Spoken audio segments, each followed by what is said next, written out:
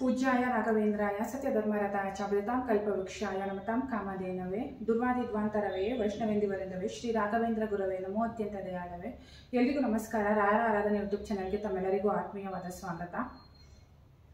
ಯಥೋ ಗುರು ತಥೋ ಜಯ, ಎಲ್ಲಿ ರಾಯರು ಇರ್ತಾರೋ ಅಲ್ಲಿ ರಾಯರ ಭಕ್ತರಿಗೆ ಜಯ ಅನ್ನೋದು ಖಂಡಿತ ಸಿಕ್ಕೇ ಸಿಗುತ್ತೆ ಅನ್ನೋದಕ್ಕೆ ನೆನ್ನೆ ನಡೆದಂತಹ ಒಂದು ಘಟನೆ ನನ್ನ ಜೀವನದಲ್ಲಿ ಸಾಕ್ಷಿಯಾಗಿದೆ। ಘಟನೆ ಅನ್ನೋದಕ್ಕಿಂತ ಇದೊಂದು ಮಿರಾಕಲ್ ಅಂತಲೇ ಹೇಳ್ಬೋದು। ಯಾಕೆ ಅಂತಂದರೆ ನನ್ನ ಜೀವನದಲ್ಲಿ ಇವಾಗ ಒಂದು ಜಾನ್ವರಿಯಿಂದ ಅಂತ ಇಟ್ಕೊಳ್ಳಿ, ಜಾನ್ವರಿಯಿಂದನೂ ಕೂಡ ಏನಾದರೂ ಒಂದಾದ್ಮೇಲೆ ಒಂದು ಪ್ರಾಬ್ಲಮ್ಸ್ಗಳು ಬರ್ತಾನೆ ಇದ್ವು। ಆ ಒಂದು ಪ್ರಾಬ್ಲಮ್ಸಲ್ಲಿ ನನಗೆ ಹೆಲ್ತ್ ಇಶ್ಯೂಸ್ ಅನ್ನೋದು ಸ್ವಲ್ಪ ಜಾಸ್ತಿನೇ ಒಂದು ಇದಾಯಿತು। ಸೊ ಅಂಥ ಟೈಮಲ್ಲಿ ಏನಾಯಿತು ಅಂತಂದರೆ ನನಗೆ ಜಾಸ್ತಿ ಡ್ರ್ಯಾಗ್ ಮಾಡೋಕ್ಕೆ ಹೋಗಲ್ಲ, ಜಾಸ್ತಿ ಬೇಗ ಏನು ನಡೆದಿದೆ ಅನ್ನೋದನ್ನು ಹೇಳ್ಬಿಡ್ತೀನಿ ಆ ಒಂದು ಮಿರಾಕಲ್ನ।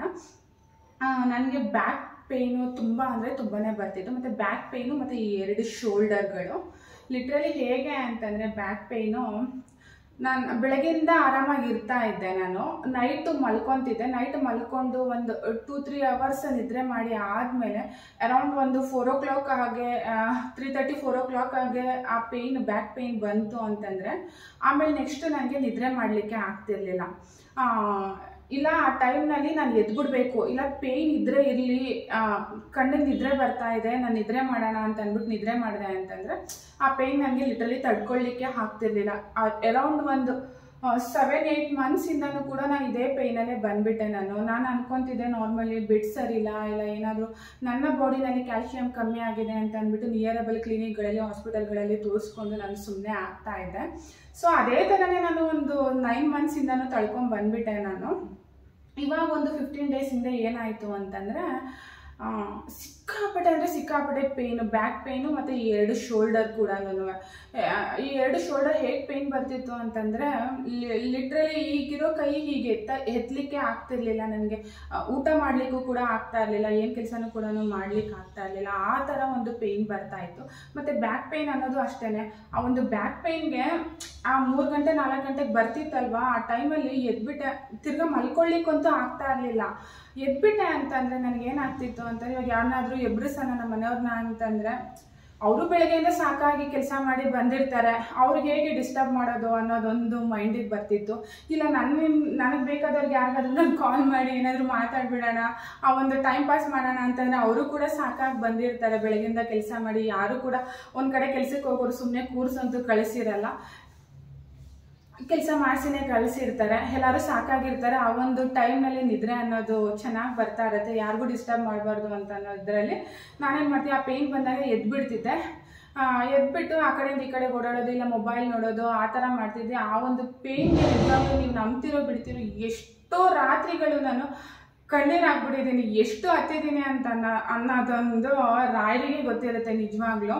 ಕೆಲವೊಂದ್ಸಲಿ ಆ ಪೇಯ್ನ್ ತಡ್ಕೊಳ್ಳೋಕೆ ಆಗ್ದಿರ ನಾನು ರಾಯರ ಹತ್ರನೂ ನಾನು ಕೇಳ್ಬಿಟ್ಟಿದ್ದೀನಿ, ಈ ನೋವು ಕೊಡೋದಕ್ಕಿಂತ ನನಗೇನಾದರೂ ಸಾವಾದರೂ ಕೊಟ್ಬಿಡು ಅಂತ ಅಂದ್ಬಿಟ್ಟು,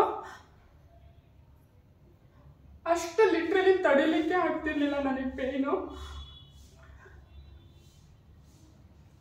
ಆ ಥರ ಒಂದು ಪೇಯ್ನ್ ಬರ್ತಿದ್ದು। ಆಮೇಲೆ ಸರಿ ಅಂತ ಅಂದ್ಬಿಟ್ಟು ನಾನು 15 ಡೇಸಿಂದ ಕಂಟ್ರೋಲೇ ಮಾಡೋಕ್ಕಾಗ್ತಿರ್ಲಿಲ್ಲ ನನಗೆ ಪೇಯ್ನು। ಇಲ್ಲ ನಿಯರಬಲಿ ಒಂದು ಆರ್ಥೋಪೆಡಿಕ್ ಹಾಸ್ಪಿಟಲ್ಗೆ ಹೋದೆ ನಾನು। ನಾರ್ಮಲಿ ನಾನು ಹಾಸ್ಪಿಟಲ್ಗೆ ಹೋಗಲ್ಲ, ಯಾಕೆ ಅಂತಂದರೆ ಅಲ್ಲಿ ಏನಾದರೂ ಹೇಳ್ತಾರೆ, ಸ್ಕ್ಯಾನ್ ಮಾಡೋಕ್ಕೆ ಹೇಳ್ತಾರೆ, ಎಕ್ಸ್ರೇ ಮಾಡ್ಲಿಕ್ಕೆ ಹೇಳ್ತಾರೆ, ಅದರಲ್ಲಿ ಏನಾದರೂ ಇದೆ ಅಂತ ಗೊತ್ತಾಗಾದ್ಮೇಲೆ ಅದನ್ನು ತಡ್ಕೊಳ್ಳೋ ಶಕ್ತಿನೂ ಇಲ್ಲ, ಅದನ್ನು ಡೈಜೆಸ್ಟ್ ಮಾಡ್ಕೊಳ್ಳಿಕ್ಕೂ ಆಗಲ್ಲ, ಕಾಯಿಲೆ ಇದೆ ಅಂತ ಗೊತ್ತಾಗೋದ್ರ ಬದಲು ಅದು ಗೊತ್ತಾಗ್ದೇನೆ ನಾವೇನಾದರೂ ಆಗಿಬಿಡೋದು ಒಳ್ಳೆಯದು ಅಂತ ನನ್ನ ಒಂದು ಎಕ್ಸ್ಪೀರಿಯನ್ಸ್। ಯಾಕಂದರೆ ನನ್ನ ಸುತ್ತಮುತ್ತಲ ಇರೋರದ್ದು ನೋವನ್ನ ನಾನು ನೋಡಿದಾಗ ಆ ಒಂದು ಭಯ ನನಗೆ ಹಾಸ್ಪಿಟಲ್ಗಳಿಗೆ ಹೋಗಲಿಕ್ಕೆ। ಸರಿ ಅಂತ ಅಂದ್ಬಿಟ್ಟು ನೋವು ತಡಿಲಿಕ್ಕೆ ಆಗಲಿಲ್ಲ, ಮನೆ ಮೇಲೆ ಕರ್ಕೊಂಡು ಹೋದ್ರು ಹಾಸ್ಪಿಟಲ್ಗೆ, ಇಲ್ಲ ಆರ್ಥೋಪೆಡಿಕ್ಗೆ ಕರ್ಕೊಂಡು ಹೋಗಾದ್ಮೇಲೆ ಅಲ್ಲಿ ಕೇಳಿದ್ರು ಎಷ್ಟು ದಿನದಿಂದ ಇದೆ, ಹೇಗಿದೆ ಅಂತ ಅಂದ್ಬಿಟ್ಟು ನಾನು ಹೇಳಿದೆ ಈ ಥರ ಒಂದು 6-7 ಮಂತ್ಸಿಂದ ಇದೆ ಅಂತ ಅಂದ್ಬಿಟ್ಟು ಒಂದು ಎಕ್ಸ್ರೇ ಮಾಡಿಬಿಡೋಣ ಅಂತ ಅಂದರು। ಸರಿ ಅಂತ ಅಂದ್ಬಿಟ್ಟು ಎಕ್ಸ್ರೇ ಮಾಡಿದ್ವಿ। ಆ ಒಂದು ಎಕ್ಸ್ರೇನಲ್ಲಿ ನನಗೆ ಎಲ್ಲೇ ಸ್ಪೈನ್ ಲ್ಯಾಟ್ ಅನ್ನೋದು ಒಂದು ಬೋನ್ನಲ್ಲಿ, ಅಂದರೆ ಇವಾಗ ನಾರ್ಮಲಿ ಯಾವುದೇ ಒಂದು ಬೋನ್ನಲ್ಲಿ ತೊಗೊಂಡ್ವಿ ಅಂತಂದರೆ ಜಾಯಿಂಟ್ಗಳಲ್ಲಾಗಿರ್ಬೋದು, ಬೋನ್ ಮಿಡಲ್ಗಳಲ್ಲಿ ಆಗಿರ್ಬೋದು, ಒಂದು ಲಿಕ್ವಿಡ್ ಇರುತ್ತಂತೆ. ಆ ಒಂದು ಲಿಕ್ವಿಡು ಎಲ್ಲೇ ಸ್ಪೈನ್ ಅನ್ನೋ ಒಂದು ಇದರಲ್ಲಿ ನನಗೆ ಆ ಒಂದು ಲಿಕ್ವಿಡ್ಡು ಮೂವ್ ಆಗಿ ಹೊರಗೆ ಬಂದುಬಿಟ್ಟು ಆ ಒಂದು ಮೂಳೆಗಳಲ್ಲಿ ಗ್ಯಾಪ್ ಕಮ್ಮಿ ಆಗಿಬಿಟ್ಟಿದೆ. ಆ ಒಂದು ಲಿಕ್ವಿಡ್ ಏನು ಹೊರಗೆ ಬಂದಿದೆ, ಆ ಒಂದು ಲಿಕ್ವಿಡ್ ನನಗೆ ನರ್ವ್ಸ್ಗೆ ತಾಕಿ ನನಗೆ ಲಿಟ್ರಲಿ ಬ್ಯಾಕ್ ಪೇನ್ ಬರ್ತಿದ್ದು, ಮತ್ತು ಈ ಒಂದು ಶೋಲ್ಡರ್ಗಳು ಪೇನ್ ಬರ್ತಾ ಇದೆ ಅಂತ ಅಂದ್ಬಿಟ್ಟು ಹೇಳಿ ಕಳಿಸಿದ್ರು. ಆಮೇಲೆ ನಾನು ಹಿಂಗೆ ಅಂದ್ಬಿಟ್ಟಲ್ಲ ಏನು ಅಂತ ಗೊತ್ತಾಗ್ದೇನೆ ನಾನೇನು ಮಾಡಿದೆ, ನಾನು ಅಲ್ಲೇ ಡಾಕ್ಟರ್ನ ಕೇಳಿದೆ, ನಾನು ಇದು ಕ್ಯೂರೆಬಲ್ಲ ಅಥವಾ ಹೇಗೆ ಏನು ಅಂತ ಅಂದ್ಬಿಟ್ಟು, ಕೆಲವೊಂದು ಇರುತ್ತಲ್ವ ಕ್ಯೂರೆಬಲ್ ಇರುತ್ತೆ, ಹೇಗೆ ವಾಸಿ ಆಗುತ್ತಾ ಅಂತ ಅಂದ್ಬಿಟ್ಟು ಕೇಳಿದೆ ನಾನು. ಇದು ವಾಸಿ ಆಗೋ ಅಂಥದ್ದೇನಿಲ್ಲ, ಯಾಕಂದರೆ ಆಗ್ಬಿಟ್ಟಿದೆ, ಇನ್ನು ನೀವು ಹುಷಾರಾಗಿರಬೇಕು, ಜಾಸ್ತಿ ಭಾರ ಎತ್ತಬಾರ್ದು, ಜಾಸ್ತಿ ನಿಂತ್ಕೊಂಡೆಲ್ಲ ಕೆಲಸ ಮಾಡಬಾರ್ದು, ಆದಷ್ಟು ರೆಸ್ಟ್ನಲ್ಲಿ ಇರಬೇಕು. ಬೆಳಗ್ಗೆ ಏನಿದೆಯೋ ಮನೆಯಲ್ಲಿ ಕೆಲಸ ಮಾಡಲೇಬೇಕಿದೆ ಅನಿವಾರ್ಯತೆ, ಬಟ್ ಅದನ್ನೆಲ್ಲ ಮಾಡಿ ಮುಗಿಸಿದ್ಮೇಲೆ ನೀವು ರೆಸ್ಟ್ ಮಾಡಿಬಿಡ್ಬೇಕು, ಕಂಪ್ಲೀಟಾಗಿ ರೆಸ್ಟ್ ಮಾಡಿಬಿಡ್ಬೇಕು, ಮಲ್ಕೊಂಡ್ಬಿಡ್ಬೇಕು, ಜಾಸ್ತಿ ನಿಂತ್ಕೊಂಡು ಕೂತ್ಕೊಂಡು ಕೆಲಸ ಮಾಡಬಾರ್ದು ಅಂತ ಹೇಳಿಬಿಟ್ರು.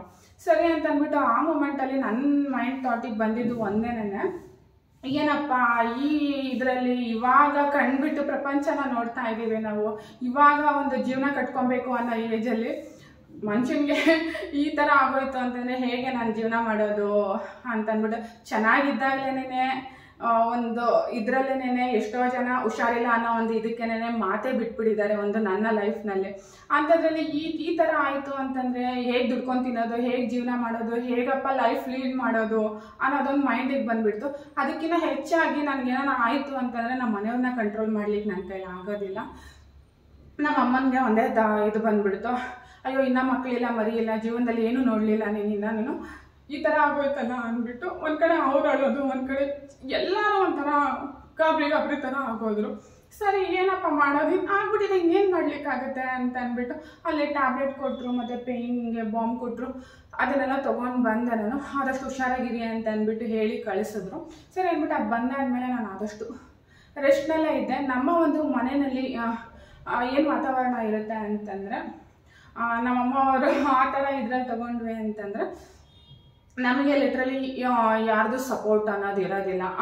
ನಮ್ಗೇನಾದರೂ ಆಯಿತು ಅಂತಂದರೆ ನಾವೇ ನೋಡ್ಕೊಬೇಕಿರುತ್ತೆ. ಈವನ್ ಏನಾದರೂ ಆಗಿ ಒಂದು ವಾರ ತನಕ ಮಲ್ಕೊಂಡ್ವಿ, ಒಂದು ತಿಂಗಳು ಮಲ್ಕೊಂಡ್ವಿ ಅಂತಂದ್ರೂ ಯಾರೋ ಒಂದು ಊಟ ಹಾಕ್ತಾರೆ, ಯಾರೋ ಒಬ್ರು ಬಂದು ಹೆಲ್ಪ್ ಮಾಡ್ತಾರೆ ಅನ್ನೋ ಒಂದು ಯಾವುದೂ ನಮಗೆ ಒಂದು ಸಪೋರ್ಟ್ ಅನ್ನೋದು ಇರೋದಿಲ್ಲ. ಈವನ್ ಯಾರಾದರೂ ಹೋಗಲಿ, ಅಟ್ಲೀಸ್ಟ್ ನಾವು ಸಾಂಬಾರು ಕೊಡ್ತೀವಿ, ನೀವು ರೈಸ್ ಆದರೂ ಮಾಡ್ಕೊಳ್ಳಿ ಅನ್ನೋ ಅಂತ ಹೇಳೋವಂಥ ಒಬ್ಬರು ಕೂಡ ವ್ಯಕ್ತಿಗಳು ನಮ್ಮ ಒಂದು ಇದರಲ್ಲಿಲ್ಲ. ಆ ಥರ ಇರಬೇಕಾದ್ರೆ ಹೇಗಪ್ಪ ಲೈಫ್ ಲೀಡ್ ಮಾಡೋದು ಅನ್ನೋದೊಂದು ನನ್ನ ಮೈಂಡ್ ಥಾಟಿಗೆ ಬಂದ್ಬಿಡ್ತು. ಈವನ್ ನಮ್ಮ ಅಮ್ಮಂಗೂ ಕೂಡ ಇದೇ ಥರನೇ ಒಂದು 15 ವರ್ಷದ ಹಿಂದೆನೇ ಇದೇ ಥರನೇ ಸ್ಪೈನ್ ಆಪ್ರೇಷನ್ ಮಾಡಿಸಿ ನಾವು ರಾಡ್ ಹಾಕ್ಸಿದ್ದೀವಿ. ಅವರನ್ನು ಕೂಡ ಇದಾಗ್ತಿರ್ಬೇಕಾದ್ರೆ ನನಗೆ ಅವ್ರದ್ದೊಂದು ನೆನ್ಪು ಬಂದುಬಿಡ್ತು. ಆಮೇಲೆ ಅವರಿಗೂ ಅಷ್ಟೇ, ಏನು ಇದೇ ಥರನೇ ಆಗೋಯ್ತಲ್ಲ ನನ್ನ ಥರನೇ, ನೀನು ರಾಯರದ ಅಷ್ಟೊಂದು ಪೂಜೆ ಮಾಡ್ತೀಯಾ, ಅಷ್ಟೊಂದು ಇದು ಮಾಡ್ತೀಯಾ, ಯಾಕೆ ರಾಯರ ನಿನ್ನ ಕಣ್ಣು ಬಿಟ್ಟಿಲ್ಲ, ಹಾಗೆ ಹೀಗೆ ಅನ್ನೋದೆಲ್ಲ ಹೇಳಲಿಕ್ಕೆ ಸ್ಟಾರ್ಟ್ ಮಾಡಿಬಿಟ್ರು. ಆಮೇಲೆ ನಾನು ಅವರಿಗೆ ಸಮಾಧಾನ ಮಾಡ್ತಿದ್ದೆ, ನಾವು ಕೇಳ್ಕೊಂಬಂದಿರೋದಕ್ಕೆ ನಾವೇನು ಕರ್ಮ ಮಾಡಿದೋ ಏನಿದೆಯೋ ಗೊತ್ತಿಲ್ಲ, ಅದಕ್ಕೆ ರಾಯರನ್ನ ಯಾಕೆ ಹೊಣೆ ಮಾಡಬೇಕು ಅಂತ ಅಂದ್ಬಿಟ್ಟು ನಾನೇ ಅವ್ರಿಗೆ ಸಮಾಧಾನ ಮಾಡ್ತಿದ್ದೆ. ಇಲ್ಲಿ ನನಗೇನಾಗಿದೆ ಅನ್ನೋದಕ್ಕಿಂತ ನಾನು ಏನು ಯೋಚನೆ ಮಾಡ್ತೀನಿ ಅನ್ನೋದಕ್ಕಿಂತ ನಮ್ಮ ಮನೆಯವ್ರನ್ನ ಸಮಾಧಾನ ಮಾಡೋದೇ ನನಗೆ ಅರ್ಧ ಕೆಲಸ ಆಗಿಬಿಡುತ್ತೆ. ಅವರು ಇದ್ದಿದ್ದು ಅಳು ಸ್ಟಾರ್ಟ್ ಮಾಡಿಬಿಡ್ತಾರೆ. ನಮಗೆಲ್ಲ ಏನಾದರೂ ಆಯಿತು ಅಂತಂದರೆ ನೀನು ನಿಂತ್ಕೊಂಡು ಮಾಡ್ತೀಯ, ನಿನಗೆ ಆಗೋಯ್ತು ಅಂತಂದರೆ ನಾವೇನು ಮಾಡೋದು ಅನ್ನೋ ಒಂದು ಇದಕ್ಕೆ ಬಂದುಬಿಡ್ತಾರೆ. ಅದೇ ಥರನೇ ಆದಮೇಲೆ ಸರಿ ಅಂದ್ಬಿಟ್ಟು ಅಲ್ಲಿ ಕೇಳ್ಕೊಂಡು ಬಂದುಬಿಟ್ಟು, ಅಲ್ಲಿ ಕೇಳ್ಕೊಂಡು ಬಂದಾದಮೇಲೆ ಒಂದೇ ಸರಿಗೆ ಏನು ಇದಿರಲ್ಲ ಅಲ್ವಾ, ಸೆಕೆಂಡ್ ಒಪಿನಿಯನ್ ಅನ್ನೋದು ಕೇಳಬೇಕಲ್ಲ ಅಂತ ಅಂದ್ಬಿಟ್ಟು ನಾನು ಬೇರೆ ಇದೇ ಥರನೇ ಯಾರೋ ರೆಫರ್ ಮಾಡಿದ್ರು ಅಂತ ಅಂದ್ಬಿಟ್ಟು ಬೇರೆ ಕಡೆ ಆರ್ಥೋಪೆಡಿಕಲ್ಲೂ ತೋರಿಸ್ದೆ, ಮತ್ತು ಇನ್ನೂ ಒಂದು ಕಡೆನೂ ತೋರಿಸ್ದೆ. ಒಟ್ಟು 2 ಕಡೆ ತೋರಿಸ್ದೆ. ಅಲ್ಲಿ ತೋರಿಸ್ಕೊಂಡು ಬಂದು ಆದಮೇಲೆ ಇನ್ನೂ 2 ಕಡೆ ತೋರಿಸ್ದೆ. ಅಲ್ಲೂ ಕೂಡ ಎಕ್ಸ್ರೇ ಮಾಡಿದಾಗ ಸೇಮ್ ಆ್ಯಸ್ ಇಟ್ ಈಸ್ ಏನು ಹೇಳಿದ್ರು ಅದೇ ಬಂತು. ಇನ್ನೊಂದು ಬ್ಯಾಂಗ್ಳೂರಲ್ಲಿ ಹೇಳಬೇಕು ಅಂತಂದರೆ, ಒಂದು ಹಾಸ್ಪಿಟಲ್ನಲ್ಲಿ ತೋರಿಸಿರೋವಂಥ ರಿಪೋರ್ಟು, ಮಾಡಿಸಿರೋವಂಥ ರಿಪೋರ್ಟು ಒಂದು ಹಾಸ್ಪಿಟಲ್ನಲ್ಲಿ ತೋರಿಸಿರೋವಂಥ ಒಂದು ಇದು, ಅಲ್ಲಿ ನೆಕ್ಸ್ಟ್ ಇನ್ನೊಂದು ಕಡೆ ಹೋದ್ವಿ ಅಂತಲೂ ಅದನ್ನು ಅಕ್ಸೆಪ್ಟ್ ಮಾಡೋದಿಲ್ಲ, ಮತ್ತು ಬೇರೆಯೇ ಮಾಡಿಸಿ ಅಂತ ಹೇಳ್ತಾರೆ. ಸೆಕೆಂಡ್ ಒಪಿನಿಯನ್ ತೊಗೊಂಡೋಗಿ ಹೋದಾಗ ಅಲ್ಲೂ ಕೂಡ ನಾನು ಎಕ್ಸ್ರೇ ಮಾಡಿಸಿ ನೋಡಿಸ್ದೆ, ಮತ್ತು ಇನ್ನೊಂದು ಕಡೆ ಹೋದಾಗಲೂ ಕೂಡ ಅಲ್ಲೂ ಕೂಡ ಇದು ಮಾಡಿ ಸೇಮ್ ಪ್ರಾಬ್ಲಮ್ ಬಂತು ನನಗೆ. ಸರಿ ಇನ್ನೇನಪ್ಪ ಮಾಡೋದು ಅಂತ ಅಂದ್ಬಿಟ್ಟು ನಾನು ಬಿಟ್ಬಿಟ್ಟಿದ್ದೆ. ಯಾಕಂತಂದರೆ ಆಗೋದಾಗ್ಬಿಟ್ಟಿದೆ, ಇನ್ನೇನು ಯೋಚನೆ ಮಾಡ್ಲಿಕ್ಕೆ ಆಗಲ್ಲ, ಆದಷ್ಟು ರೆಸ್ಟಲ್ಲೇ ಇರಬೇಕು ಅಂತ ಅಂದ್ಬಿಟ್ಟು ಅವತ್ತಿಂದ ನಾನು ಸ್ವಲ್ಪ ಜಾಸ್ತಿ ಕೆಲಸ ಎಲ್ಲ ಮಾಡ್ತಿರ್ಲಿಲ್ಲ. ನಮ್ಮ ಅಮ್ಮವ್ರಿಗೂ ಭಯ ಬಂದುಬಿಡ್ತು, ಹಿಂಗಾಗೋಯ್ತು ಅಂತಂದರೆ ಏನು ಮಾಡೋದು ಅಂತ ಅಂದ್ಬಿಟ್ಟು. ಇನ್ನೊಂದು ಹಾಸ್ಪಿಟಲ್ಗಳಿಗೆ ಹೋದಾಗ ಅವರು ಅದೇ ಹೇಳಿದ್ರು, ಈ ಏಜಿಗೆ ಆಗಬಾರ್ದಾಗಿತ್ತು ಬಟ್ ಆಗ್ಬಿಟ್ಟಿದೆ, ತುಂಬ ಕೇರ್ಫುಲ್ ಆಗಿರಿ. ಈ ವಯಸ್ಸಲ್ಲಿ ನಾವು ಕಂಡಂಥ ಒಂದು ಸರ್ವಿಸಲ್ಲಿ ನಾವು ಈ ಏಜಲ್ಲಿ ಆಗಿರೋದನ್ನು ನಾವು ನೋಡಲಿಲ್ಲ. ಅಬೌವ್ 45 ಆ ಥರದವ್ರಿಗೆ ಆಗಿದೆ, ಬಟ್ ಈ ಏಜಲ್ಲಿ ಆಗಿರೋರನ್ನ ನೋಡಲಿಲ್ಲ. ಬಟ್ ಆದಷ್ಟು ಹುಷಾರಾಗಿರಿ ಅಂತಲೇ ಹೇಳಿ ಕಳಿಸಿದ್ರು. ಅದು ಕೂಡ ನನಗೂ ಸ್ವಲ್ಪ ಭಯ ಇತ್ತು, ಹೇಗೋ ಏನೋ ಅಂತ ಅಂದ್ಬಿಟ್ಟು. ಸೊ ಅದೇ ಥರನೇ ನಾನು ಸ್ವಲ್ಪ ಕೆಲಸ ಎಲ್ಲ ಕಮ್ಮಿ ಮಾಡಿ ಸ್ವಲ್ಪ ಏನಿದೆಯೋ ಅದನ್ನು ಮಾತ್ರ ಮಾಡಿಕೊಂಡು ನಾನು ಸ್ವಲ್ಪ ಆದಷ್ಟು ರೆಸ್ಟ್ನಲ್ಲೇ ಇರ್ತಿದ್ದೆ. ಹೀಗೆ ಒಬ್ಬರು ಪರಿಚಯದವರು ಮನೋಹರ್ ಸರ್ ಅಂತ ಇದ್ದಾರೆ, ಅವರು ಒಂದು ಡಾಕ್ಟ್ರನ್ನ ರೆಫರ್ ಮಾಡಿದ್ರು ಒಂದು ಹಾಸ್ಪಿಟಲಲ್ಲಿ. ಸರಿ ಅಂತ ಅಂದ್ಬಿಟ್ಟು, ಆ್ಯಕ್ಚುಲಿ ನಿಮಗೆಲ್ಲ ಗೊತ್ತಿರೋ ಹಾಗೆ ನಾನು ಲಾಸ್ಟ್ ಥರ್ಸ್ಡೇ ನಾನು ರಾಯರಿಗೆ ಪೂಜೆ ಮಾಡಲಿಲ್ಲ. ಯಾಕಂತಂದರೆ ಅವ್ರದ್ದು ಆ ಡಾಕ್ಟ್ರದ್ದು ಅಪಾಯಿಂಟ್ಮೆಂಟು OPD ನಲ್ಲಿ, ಆ ಒಂದು ಹಾಸ್ಪಿಟಲ್ನಲ್ಲಿ OPD ನಲ್ಲಿ ಸಿಗೋದು ಒಂದು ಮಂಡೇ, ಇನ್ನೊಂದು ಥರ್ಸ್ಡೇ ಆಗಿರುತ್ತೆ. ಸೊ ನಾನು ಅದಕ್ಕೇ ಥರ್ಸ್ಡೇ ನಾನು ಅವತ್ತು ಪೂಜೆ ಮಾಡಲಿಕ್ಕಾಗಿಲ್ಲ. ಅಲ್ಲಿ ಅಂದರೆ ಸ್ವಲ್ಪ ಬೇಗನೆ ಹೋಗಿ ಅಲ್ಲಿ ನಾವು ಕಾರ್ಡ್ ತೊಗೊಂಡು ವೆಯ್ಟ್ ಮಾಡಬೇಕಾಗಿರುತ್ತೆ. ಸೊ ಅದಕ್ಕೋಸ್ಕರ ನಾನು ಬೆಳಗ್ಗೆ ಪೂಜೆ ಮಾಡಲಿಕ್ಕಾಗಿಲ್ಲ, ಥರ್ಸ್ಡೇ ಹೊರಟೋಗ್ಬಿಟ್ಟಿದ್ದೆ. ನಾನು ಹಾಸ್ಪಿಟಲ್ಗೆ ಹೋದಾಗ ನೋಡಿದ್ರೆ ಅಲ್ಲಿ ತುಂಬ ಹೊತ್ತು ವೆಯ್ಟ್ ಮಾಡಿದೆ. ನೋಡಿದ್ರೆ ಅಲ್ಲಿ ಡಾಕ್ಟ್ರೇ ಬಂದಿರಲಿಲ್ಲ, ಅವತ್ತು ವೀಕ್ ಆಫ್ ತೊಗೊಂಡಿದ್ರಂತೆ. ಸರಿ ಅಂತ ಅಂದ್ಬಿಟ್ಟು ಅಲ್ಲಿ ನನಗೆ ಯಾರು ರೆಫರ್ ಮಾಡಿರೋ ಆ ಸರ್, ಮನೋಹರ್ ಸರ್, ಅವರು ಹೇಳ್ಬಿಟ್ಟು ಕಳಿಸಿದ್ರು ನನಗೆ, ನೀನು ಹೋಗಪ್ಪ, ನೀನು ಮಂಡೇ ಬಾ, ನೀನು ನಾನೇ ಕಾರ್ಡ್ ತೆಗೆದು ನಾನು ಇಟ್ಟಿರ್ತೀನಿ, ನೀನು ಬಂದು ವೆಯ್ಟ್ ಮಾಡಿಕೊಂಡು ನಾನು ಕಾರ್ಡ್ ತೆಗೆದಿಟ್ಟು ಡಾಕ್ಟ್ರಿಗೂ ಕೂಡ ಇನ್ಫಾರ್ಮ್ ಮಾಡಿ ಹೋಗಿರ್ತೀನಿ, ನೀನು ಬಂದು ನೀನು ತೋರಿಸ್ಕೊಂಡು ವೆಯ್ಟ್ ಮಾಡ್ಕೊಂಡು ತೋರಿಸ್ಕೊಂಡು ಹೋಗಪ್ಪ ಅಂತ ಹೇಳಿದರು. ಹಾಗೆಯೇ ನಾನು ನಿನ್ನೆ ಮಂಡೇ ಬೆಳಗ್ಗೆನೇ ಎದ್ದು ಮನೆಯಲ್ಲೆಲ್ಲ ಕೈಲಾದಷ್ಟು ಕೆಲಸನ ಮಾಡಿಬಿಟ್ಟು ರಾಯರಿಗೆ ಪೂಜೆ ಮಾಡಿಬಿಟ್ಟು ನಾನು ಹೋದೆ. ಅವತ್ತಿಂದ 15 ದಿನದಿಂದ ರಾಯರು ಹೂಪ್ರಸಾದ ಕೊಟ್ಟರು. ನಿಮಗೆ ವಿಡಿಯೋನಲ್ಲಿ ಕಾಣ್ತಾ ಇಲ್ಲ, ನನಗೆ ಗೊತ್ತಿಲ್ಲ. ನನಗೆ ಅವತ್ತಿಂದನೂ ಕೂಡ ಒಂದು 15 ದಿನದಿಂದ ಎಂಥ ಒಂದು ದೈಹಿಕವಾಗಿ ಒಂದು ನೋವನ್ನ ಅನುಭವಿಸ್ತಿದ್ದೆ ಅಂತಂದರೆ, ಮಾನಸಿಕವಾಗಿ ಇನ್ನೊಂಥರ ನೋವನ್ನ ಅನುಭವಿಸ್ತಾ ಇದ್ದೆ ನಾನು. ಆ ಒಂದು ನೋವಿನಲ್ಲೇ ನಾನು ನಿನ್ನೆ ಹೋದೆ, ನಾನು ರಾಯರ ಹತ್ರ ಕೇಳ್ಕೊಂಡೆ ಹೋದೆ. ನಾನು ಇವಾಗ ಜೀವನ ಕಟ್ಕೊಳ್ಳೋಂಥ ವಯಸ್ಸಿನಲ್ಲಿ ಈ ರೀತಿ ಮಾಡಿದ್ಯಾ, ನಾನು ಏನು ಮಾಡಬೇಕು ಅನ್ನೋದು ಗೊತ್ತಾಗ್ತಾ ಇಲ್ಲ, ಎಲ್ಲ ನಿನ್ನ ಮೇಲೆ ಬಿಟ್ಟಿದ್ದೀನಿ, ನೀನೇ ನೋಡ್ಕೊಬೇಕು ಅಂತ ಅಂದ್ಬಿಟ್ಟು ಹೇಳ್ಬಿಟ್ಟು ಅದೇ ಹೋಗ್ಬೇಕಾದ್ರೂ ಕೂಡ ಹೂಪ್ರಸಾದ ಕೊಟ್ಟೆ ಕಳಿಸಿದ್ರು ನನಗೆ. ಆಮೇಲೆ ಸರಿ ಅಂತ ಅಂದ್ಬಿಟ್ಟು ಹೋದೆ ಹಾಸ್ಪಿಟಲ್ಗೆ. ಡಾಕ್ಟ್ರಿಗೆ ನನಗೆ ಇದಾಗಿ ಅಂದರೆ ಅವರು ನನಗೆ ಸಿಕ್ಕಿದ್ದು ಅರೌಂಡ್ 12:30 1 o'clock ಆಯಿತು. ಸರಿ ಅಂತ ಅಂದ್ಬಿಟ್ಟು ತೋರಿಸ್ದೆ. ಆವಾಗ ಅವ್ರಿಗೆ ನನ್ನ ಮುಖದಲ್ಲಿರೋವಂಥ ಗಾಬರಿ ಗೊತ್ತಾಯಿತು ಅವ್ರಿಗೆ. ಅಲ್ಲೇ ಕೆಲವೊಂದು ರಿಪೋರ್ಟೆಲ್ಲ ಪ್ರೀವಿಯಸ್ ಹಾಸ್ಪಿಟಲಲ್ಲಿ ಏನು ತೋರಿಸಿದ್ದೆ ನಾನು ಆ ರಿಪೋರ್ಟ್ನೆಲ್ಲ ತೋರಿಸ್ದೆ. ಆಮೇಲೆ ಸರಿ ಅಂದ್ಬಿಟ್ಟು ಅಲ್ಲೇ ಕೆಲವೊಂದು ಟೆಸ್ಟ್ಗಳನ್ನ ನನಗೆ ಮಾಡಿದ್ರು. ಮಾಡಿ ಆದಮೇಲೆ ಇನ್ನೊಂದು ಸ್ಕ್ಯಾನ್ ಹೇಳ್ತೀನಿ, ಮಾಡಿಸ್ಕೊಂಡು ಬಂದುಬಿಡಿ, ಸ್ಕ್ಯಾನ್ ಮತ್ತು ಎಕ್ಸ್ರೇ ಎರಡೂ ಮಾಡಿಸ್ಕೊಂಡು ಬಂದುಬಿಡಿ ಅಂತ ಹೇಳಿದರು. ಸರಿ ಅಂತ ಅಂದ್ಬಿಟ್ಟು ನಾನು ಸ್ಕ್ಯಾನಿಗೆ ಹೋದೆ. ನಾನು ಸ್ಕ್ಯಾನ್ಗೆ ಹೋಗಾದ್ಮೇಲೆ ಅಲ್ಲಿ ಸ್ಕ್ಯಾನ್ ಮಾಡಿಸಾದ್ಮೇಲೆ ರಿಪೋರ್ಟು ಡೈರೆಕ್ಟಾಗಿ ಡಾಕ್ಟ್ರಿಗೆ ಸಿಸ್ಟಮಿಗೆ ಬರುತ್ತೆ ಅಲ್ಲಿ. ಸೊ ಬಂದಾದ್ಮೇಲೆ ನಾನು ಮತ್ತೆ ಡಾಕ್ಟ್ರನ್ನ ಮೀಟ್ ಆಗ್ಲಿಕ್ಕೆ ಬಂದೆ. ಆ ಒಂದು ಡಾಕ್ಟರ್ ಮೀಟ್ ಆಗ್ಲಿಕ್ಕೆ ಬಂದಾಗ ಅವ್ರು ನನಗೆ ಹೇಳಿದ್ರು, ಅವ್ರು ಹೇಳಿದ್ದು ಒಂದು ಇದರಲ್ಲಿ ನಿಜವಾಗ್ಲೂ ಅದನ್ನು ಮಿರಾಕಲ್ ಅಂತಲೇ ಅನ್ಬೇಕು. ಯಾಕಂತಂದರೆ ಪ್ರೀವಿಯಸ್ ಏನೆಲ್ಲ ಹಾಸ್ಪಿಟಲಿಗೆ ತೋರಿಸಿದ್ದೀನಿ ಸೇಮ್ ಹೇಳಿದ್ದಾರೆ, ಸ್ವಲ್ಪ ಕೇರ್ಫುಲ್ ಆಗಿರಿ, ಈ ಥರ ಆಗಿದೆ, ಗ್ಯಾಪ್ ಕಮ್ಮಿ ಆಗಿದೆ ಅಂತ ಅಂದ್ಬಿಟ್ಟು ಆ ಥರ ಎಲ್ಲ ಹೇಳಿದರು. ಸೊ ಅದಾದಮೇಲೆ ಅಲ್ಲಿ ಸ್ಕ್ಯಾನ್ ಮಾಡಿಸಿ ಬಂದಾದಮೇಲೆ ಅವರು ಏನು ಪ್ರಾಬ್ಲಮ್ ಇಲ್ಲ ನಿಮಗೆ, ನಾನು ಕೆಲವೊಂದು ಎಕ್ಸಸೈಸ್ ಹೇಳ್ತೀನಿ, ಅದನ್ನು ಮಾಡ್ತಾ ಬನ್ನಿ ಒಂದು 15 days, ನಿಮ್ಗೆ ಆಲ್ಮೋಸ್ಟ್ ಪೇಯ್ನ್ ಕಮ್ಮಿ ಆಗುತ್ತೆ, ನಿಮಗೆ ಬ್ಯಾಕ್ ಬೋನ್ನಲ್ಲಿ ಏನು ಪ್ರಾಬ್ಲಮ್ ಆಗಿಲ್ಲ ಅಂತ ಅಂದರು. ನಾನು ಏನಪ್ಪ ಹಿಂಗೆ ಹೇಳ್ತೀನಿ, ನಾನು ಪ್ರೀವಿಯಸ್ ಹಾಸ್ಪಿಟಲ್ಗಳಲ್ಲೆಲ್ಲ ಹಂಗಾದರೆ ತೋರಿಸಿರೋದು ಸುಳ್ಳ? ಯಾಕಂತಂದರೆ ಪ್ರಿಫರಬಲಿ ನಾವು ನಮ್ಮ ಫ್ಯಾಮಿಲಿ ಅಂತ ಬಂತು ಅಂತಂದರೆ ಇಲ್ಲಿ ಹನುಮಾನ್ ನಗರಲ್ಲಿ ಒಂದು ಆರ್ಥೋಪೆಡಿಕ್ ಕ್ಲಿನಿಕ್ ಇದೆ. ಆ ಒಂದು ಕ್ಲಿನಿಕ್ನಲ್ಲೇ ಯಾವಾಗಲೂ ತೋರಿಸ್ತಾ ಇರ್ತೀವಿ ಈ ಥರ ಒಂದು ಇದರಲ್ಲಿ. ಬಟ್ ಇವ್ರು ನೋಡಿದ್ರೆ ಈ ಥರ ಹೇಳ್ತಿದಾರಲ್ಲ ಅನ್ನೋದೊಂದು ಶಾಕ್ ಆಯಿತು ನನಗೆ. ಆ ಒಂದು ಶಾಕಿಂಗ್ನಲ್ಲಿ ಇದ್ದಿದ್ದು ಡಾಕ್ಟ್ರಿಗೆ ಗೊತ್ತಾಗ್ತಾ ಇದೆ. ಆಮೇಲೆ ಏನು ಪ್ರಾಬ್ಲಮ್ ಇಲ್ಲ, ನೀವು ಜಾಸ್ತಿ ಪೇಯ್ನ್ ಕಿಲ್ಲರೆಲ್ಲ ಏನು ತೊಗೊಳ್ಲಿಕ್ಕೆ ಹೋಗ್ಬೇಡಿ, ಆದಷ್ಟು ಪೇಯ್ನ ಕಂಟ್ರೋಲ್ ಮಾಡ್ಕೊಳ್ಳಿ, ಈ ಒಂದು ಎಕ್ಸಸೈಸ್ಗಳನ್ನ ಮಾಡಿಕೊಂಡು ಯಾವುದೇ ಕಾರಣಕ್ಕೂ ಪೇಯ್ನ್ ಕಿಲ್ಲರ್ ಜಾಸ್ತಿ ತೊಗೊಳ್ಲಿಕ್ಕೆ ಹೋಗ್ಬೇಡಿ, ತೀರಾ ತಡಿಲಿಕ್ಕೆ ಆಗಲಿಲ್ಲ ಅಂತ ಅಂದರೆ ಮಾತ್ರ ಪೇಯ್ನ್ ಕಿಲ್ಲರ್ ತೊಗೊಳ್ಳಿ ಅಂತ ಅಂದ್ಬಿಟ್ಟು ಒಂದು ಪೇಯ್ನ್ ಬಾಂಬು ಮತ್ತು ಒಂದು 5 ದಿನಕ್ಕೆ ನನಗೆ morning 1 time after food tablet ತೊಗೊಳ್ಳಿಕ್ಕೆ ಕಳಿಸಿದ್ದಾರೆ. ಅದು ಬಿಟ್ಟು ಜಾಸ್ತಿ ಏನು ಟ್ಯಾಬ್ಲೆಟ್ ತೊಗೊಬೇಡಿ ಅಂತ ಅಂದ್ಬಿಟ್ಟು ಹೇಳಿ ಹೇಳಿದ್ರು.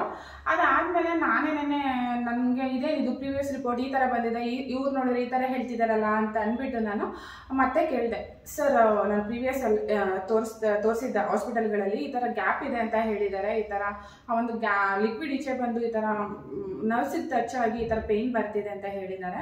ನೀವೀಗ ಹೇಳ್ತಿದ್ದೀರಾ ಅಂತ ಹೇಳಿದ್ರೆ, ಇಲ್ಲ ಅಮ್ಮ ಆ ಥರ ಏನು ಪ್ರಾಬ್ಲಮ್ ಇಲ್ಲ, ಅಲ್ಲಿ ಏನು ರಿಪೋರ್ಟ್ ಬಂದಿದೆ ಅದರಲ್ಲಿ ಪ್ರಾಬ್ಲಮ್ ಇದೆ ನಾನು ನೋಡಿರೋ ಮಟ್ಟಿಗೂ, ಅದಕ್ಕೇ ನಾನು ಮತ್ತೆ ಹೋಗಿ ನಿನಗೆ ಸ್ಕ್ಯಾನ್ ಮಾಡಿಸ್ಕೊಂಬ ಅಂತೆಲ್ಲ ಹೇಳಿದ್ದು.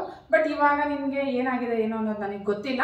ಬಟ್ ಇಲ್ಲಿ ಏನು ಪ್ರಾಬ್ಲಮ್ ಕಾಣ್ತಿಲ್ಲ ನನಗೆ, ನಾನು ಮಾಡಿಸಿರೋ ಸ್ಕ್ಯಾನಲ್ಲಿ, ನಾನು ಮಾಡಿಸಿರೋ ಎಕ್ಸ್ರೇನಲ್ಲಿ ಏನು ಪ್ರಾಬ್ಲಮ್ ಕಾಣ್ತಿಲ್ಲ ಅಂತ ಹೇಳಿದ್ರು. ನಾನು ಒಂಥರ ಏನು ಮಾತೇ ಬರ್ತಿಲ್ಲ ನನಗೆ. ಅಲ್ಲಿ ಇರಬೇಕಾದ್ರೆ ಒಂಥರ ಕಣ್ಣಲ್ಲಿ ನನಗೆ ನೀರು ತುಂಬ್ಕೊತಾ ಇದೆ. ನಾನು ಹೋಗ್ಬೇಕಾದ್ರೆ ನಾನು ಹೇಳ್ಕೊಂಡೇ ಕರ್ಕೊಂಡೋಗಿದ್ದೆ, ಅಮ್ಮ ಏನಾದರೂ ರಿಪೋರ್ಟು ಉಲ್ಟಾ ಆಗೋಯ್ತು ಅಂತಂದರೆ ಹೇಗಿರುತ್ತೆ ಅಲ್ವಾ, ಇವಾಗ ಅಲ್ಲಿ ತೋರಿಸಿರೋ ಎಲ್ಲ ರಿಪೋರ್ಟನ್ನು ಇವಾಗ ಇದಾಗ್ಬಿಟ್ಟು ಇಲ್ಲಿ ಏನಿಲ್ಲ ಅಂತ ಬಂದ್ಬಿಟ್ರೆ ಹೆಂಗಿರುತ್ತಲ್ವಾ ಅಂತ ಅನ್ಕೊಂಡು ಹೋಗಿದ್ದೆ ನಾನು ಮಾತಾಡ್ಕೊಂಡು. ಅವಾಗ ಅಂದಿದ್ರು, ನಿನ್ಗೆ ರಾಯರು ನಿನ್ಗೆ ಅದನ್ನ ಬೇರೆ ಮಾಡ್ಬಿಡ್ತಾರೆ ಬಾ ನಿನ್ಗೆ ಅಂತ ಅಂದ್ಬಿಟ್ಟು. ನಾನು ಅವಾಗ ಹೇಳ್ಕೊಂಡು ಕರ್ಕೊಂಡೋಗಿದ್ದೆ. ರಾಯರು ಏನೋ ಅವಾಗ ಕಂಡುಬಿಟ್ರು ಅಂತಂದ್ರೆ ಯಾವ್ದು ಬೇಕಾದ್ರೂ ಉಲ್ಟಾಪೆಟ್ಟ ಆಗ್ಬಿಡುತ್ತೆ ಗೊತ್ತಾ ಅಂತ ಅಂದ್ಕೊಂಡು ಹಂಗೆ ತಮಾಷೆ ಮಾಡ್ಕೊಂಡು ನಿಜವಾಗ್ಲೂ ಹೋಗಿದ್ದೆ ನಾನು. ಆದರೆ ಬಟ್ ಹೋಗ್ಬೇಕಾದ್ರೆ ಸೀರಿಯಸ್ ಆಗಿ ನಾನು ಕೇಳ್ಕೊಂಡು ಹೋಗಿದ್ದೆ, ಈ ಥರ ಆಗೋಯ್ತು ಅಂತಂದರೆ ನನಗೂ ಲೈಫ್ ಲೀಡ್ ಮಾಡೋದು ತುಂಬಾ ಕಷ್ಟ ಇದೆ ಅಂತ ಅಂದ್ಬಿಟ್ಟು. ಯಾಕಂದರೆ ನಮಗೂ ಯಾರು ಬ್ಯಾಕ್ ಸಪೋರ್ಟ್ ಇಲ್ಲ, ನಾವು ದುಡ್ದು ನಾವು ತಿನ್ಬೇಕಾಗಿರುತ್ತೆ. ಆ ಥರ ಒಂದು ಇದರಲ್ಲಿ ಇವಾಗ ನಮ್ಮ ಮನೇಲಿ ನಮ್ಮ ದೊಡ್ಡವ್ರಿಗೆ ಏನಾದರೂ ಆಯಿತು ಅಂತಂದರೆ ಅಟ್ಲೀಸ್ಟ್ ನಾವು ಅವ್ರನ್ನ ನೋಡ್ಲಿಕ್ಕಾದ್ರೂ ನಾವು ಚೆನ್ನಾಗಿರಬೇಕು ಅನ್ನೋ ಒಂದು ಇದರಲ್ಲಿ ನಾನು ಕೇಳ್ಕೊಂಡು ಹೋಗಿದ್ದೆ ನಾನು. ಸರಿ ಆಯಿತು ಅಂತ ಅಂದ್ಬಿಟ್ಟು ಅಲ್ಲಿ ಹೋದಾಗ ಅವ್ರು ಹಂಗೆ ಅಂದಾದ್ಮೇಲೆ ನನಗೆ ನಿಜವಾಗ್ಲೂ ಮಾತೇ ಬಂದಿಲ್ಲ. ಅಲ್ಲಿ ನನಗೆ ನೆನಪಾಗಿದ್ದು ಅಂತಂದರೆ ನಿಜವಾಗ್ಲೂ ರಾಯರು ಮಾತ್ರನೇ. ಯಾಕಂತಂದರೆ ರಾಯರ ಮೇಲೆ ಇದ್ದಂತಹ ಭಕ್ತಿ ನಿಜವಾಗ್ಲೂ ಹೇಳ್ತೀನಿ ಕೇಳಿ ಅಲ್ಲಿ ದುಪ್ಪಟ್ಟಾಗೋಯ್ತು ನನಗೆ. ಆ ಥರ ಒಂದು ಲೆವೆಲ್ಗೆ ರಾಯರು ನನ್ನನ್ನು ಕರ್ಕೊಂಡು ಹೊಟ್ಟೋಗ್ಬಿಟ್ರು, ಏನು ಪ್ರಾಬ್ಲಮ್ ಇಲ್ಲ ಅಂತ ಡಾಕ್ಟ್ರ್ ಹೇಳಾದ್ಮೇಲೆ ನಾನು ಮತ್ತೆ ಫೋರ್ಸ್ ಮಾಡಿ ಕೇಳಿದೆ. ಆಮೇಲೆ ಅವರೇನೋ 2 ರಿಪೋರ್ಟ್ನ ಪಕ್ಕ ಇಟ್ಟು ಇದನ್ನು ಡಿಫ್ರೆನ್ಸ್ ತೋರಿಸೋದು, ಇಲ್ಲಿರೋದ್ರಲ್ಲಿ ಇದೆ, ಇವಾಗ ಇರೋದ್ರಲ್ಲಿ ಇಲ್ಲ, ನಿನ್ಗೇನು ಪ್ರಾಬ್ಲಮ್ ಇಲ್ಲ, ನೀನೇನು ಯೋಚನೆ ಮಾಡಬೇಡ, ನಾನು ಹೇಳಿದ್ದಾರೆ ಅಷ್ಟೇ ಮಾಡಮ್ಮ ಅಂತ ಅಂದ್ಬಿಟ್ಟು ನನಗೆ ಹೇಳಿ ಕಳಿಸಿದ್ರು. ಆಚೆ ಬರಬೇಕಾದ್ರೆ ನಿಜವಾಗ್ಲೂ ನಾನು ಕಣ್ಣೀರು ಹಾಕ್ಕೊಂಡೇ ಬಂದೆ. ಆ ಒಂದು ರಿಪೋರ್ಟು 2-3 ಹಾಸ್ಪಿಟಲ್ಗಳಲ್ಲಿ ತೋರಿಸಿದಾಗ ಒಂದೇ ಥರ ಬಂದು ಇಲ್ಲಿ ಹೋದಾಗ ಏನು ಪ್ರಾಬ್ಲಮ್ ಇಲ್ಲ ಅಂತ ಹೇಳಿದಾಗ ಆ ರಿಪೋರ್ಟೇ ನನಗೆ ನೆಗೆಟಿವ್ ಇರೋದು ಪಾಸಿಟಿವ್ ಆಗಿ ಕನ್ವರ್ಟ್ ಆದಾಗ ನಿಜವಾಗ್ಲೂ ಏನು ಹೇಳಬೇಕು ಅನ್ನೋದೇ ಖಂಡಿತವಾಗ್ಲೂ ನನಗೆ ನಿಜವಾಗ್ಲೂ ಗೊತ್ತಾಗಲಿಲ್ಲ. ಅದೇ ಥರನೇ ನಾನು ರಾಯರನ್ನ ಎಷ್ಟು ನಂಬಿದ್ದೋ ಅಷ್ಟೇ ಮಟ್ಟಿಗೆ ನನಗೆ ಕೈ ಹಿಡ್ದಿದಾರ ಅಂತ ನಾನು ಅನ್ಕೊತೀನಿ. ಯಾಕಂತಂದರೆ ಎಲ್ಲನೂ ಚೆನ್ನಾಗಿರ್ಬೇಕಾದ್ರೆ ಕೆಲವೊಂದಷ್ಟು ಜನ ತೀರ ಅಂತಂದರೆ ನನಗೆ ತೀರ ಹತ್ರ ಆದವರು, ನನ್ನ ಫ್ಯಾಮಿಲಿಗೆ ತೀರ ಹತ್ರ ಆದವರು ಈ ಥರ ಹುಷಾರಿಲ್ಲ ಅಂತ ಅಂದಿದ ತಕ್ಷಣನೇ ನನ್ನ ಹತ್ರ ಮಾತೇ ಬಿಟ್ಬಿಟ್ಟಿರೋವಂಥದ್ದಿದೆ. ಮತ್ತು ನಾನು ಕೆಲವೊಂದು ಟೈಮ್ನಲ್ಲಿ ನನಗೆ ಏನೋ ಈ ಥರ ನೋವು ಅಂತ ಅಂದಾಗ ಈ ಒಂದು ಇದರಲ್ಲಿ ಪೇಯ್ನ್ ಅಂತ ಅಂದಾಗ ಡಾಕ್ಟರ್ ಹತ್ರ ಹೋದಾಗ ಏನು ಕೊಡ್ತಾರೆ ಅಂತಲೇ ಆಬ್ವಿಯಸ್ಲಿ ನಿಮಗೆಲ್ಲ ಗೊತ್ತಿರೋ ಹಾಗೆ ಸ್ಲೀಪಿಂಗ್ ಟ್ಯಾಬ್ಲೆಟ್ ಕೊಟ್ಬಿಡ್ತಾರೆ, ಸ್ವಲ್ಪ ನಿದ್ರೆ ಬರೋ ಥರ ಟ್ಯಾಬ್ಲೆಟ್ಸ್ ಕೊಟ್ಬಿಡ್ತಾರೆ. ಆ ಒಂದು ಟ್ಯಾಬ್ಲೆಟ್ಸ್ ತೊಗೊಂಡಾಗ ನೈಟೆಲ್ಲ ನಿದ್ರೆ ಬರ್ತಿರ್ಲಿಲ್ಲ ನನಗೆ. 3 ಗಂಟೆಗೆ ಎದ್ದೆ ಅಂತಂದರೆ ನಿಜವಾಗ್ಲೂ ಅದೆಷ್ಟು ಹತ್ತಿದ್ದೀನೋ ರಾಯರಿಗೆ ಗೊತ್ತು, ಅದು ನಾನು ಎಷ್ಟು ಹತ್ತಿದ್ದೀನಿ, ನಾನು ಏನು ಹಿಂಸೆ ಪಟ್ಟಿದ್ದೀನಿ ಅನ್ನೋದು ನಿಜವಾಗ್ಲೂ ರಾಯರಿಗೆ ಗೊತ್ತು.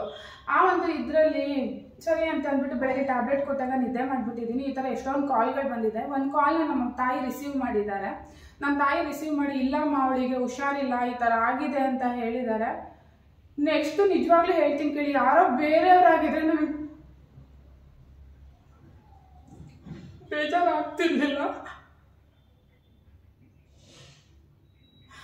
ಬಟ್ ತೀರ ಹತ್ರದಲ್ಲಿರೋದೇನೆ ನಮ್ಮಮ್ಮ ಹೇಳಿದ್ದಾರೆ, ಇಲ್ಲಮ್ಮ ಅವಳಿಗೆ ಹುಷಾರಿಲ್ಲ, ಈ ಥರ ಆಗಿದೆ ಅಂತ ಅಂದ್ಬಿಟ್ಟು. ನೆಕ್ಸ್ಟ್ ಅದಾದಮೇಲೆ ಏನಾಗಿದೆ ಎತ್ತಾಗಿದೆ ಅಂತ ಕೇಳಲಿಕ್ಕೂ ಸಹ ಒಂದು ಕಾಲ್ ಮಾಡಲಿಲ್ಲ. ಅಟ್ಲೀಸ್ಟ್ ಅವ್ರಿಗೆ ಗೊತ್ತಿದೆ ಅಲ್ವಾ ಈ ಥರ ಇದೆ ಪ್ರಾಬ್ಲಮ್ಮು, ಹೇಗಿದ್ದಾಳೆ ಏನು ಅಂತ ಅಂದ್ಬಿಟ್ಟು ಕೂಡ ಒಂದು ಕಾಲ್ ಮಾಡಿ ನನಗೆ ಇದು ಮಾಡಲಿಲ್ಲ.